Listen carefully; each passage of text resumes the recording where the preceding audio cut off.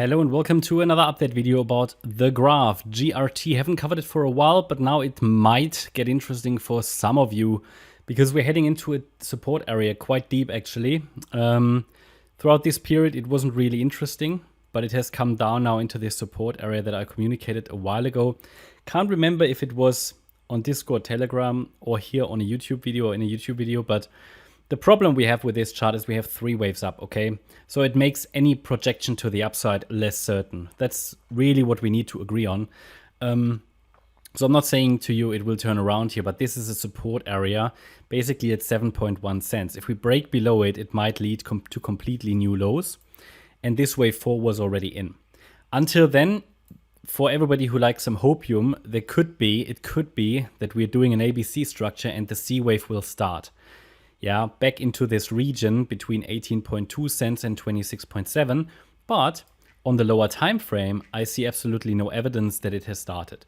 So short time frame wise, we need to expect further price drops. And I would not be surprised for it to test the lower trend line here. That would be around 7.4 cents. Maybe even lower, maybe even to the 78.6 retracement level at 7.1 cents. If it breaks below it, that's probably it, and we are in full bear mode.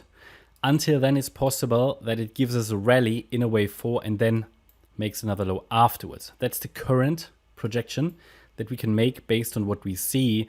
The problem is that this rally here into the February highs was only a corrective rally, but I talked about that before. The move down seems to be a WXY structure. Yeah, so a complex correction, so-called combination pattern, or probably in this case, yeah, double zigzag. And then we have here in the Y wave, an A wave, a B wave, and we're probably coming down in the C wave.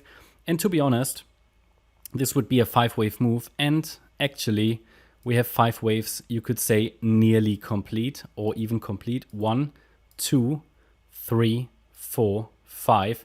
And if it's an ending diagonal, I have enough waves in place. So it doesn't need to go any lower. I'm just highlighting here to you that we have a pretty full wave count in a B wave. And if we see a small setup that would suggest higher prices, it might be worth looking. What would that setup be? Well, you need to understand that a C wave is a 5-wave move in itself. So after the first 1-2 setup, yeah, the first small 5 waves up and a small 3-wave pullback, the third wave of a C wave could be worth trading for anybody who likes some risk. Yeah, 1, 2, 3, 4, 5. That's what we call a 1-2 setup down there, yeah? And it might be worth, when we see the first 5 up, to scale back into the 3-wave pullback, yeah, in a wave 2. But again, that all depends on the bull's ability to hold support at 7.1 cent. What happens below that? Well, as I said, we might go to new lows. Certainly, I mean, if we add the VRVP, the volume profile, I mean, nothing is for sure, nothing's for certain in these markets. But if we add the VRVP, the volume profile indicator, you can see that there is additional support down here at 6.4 cents.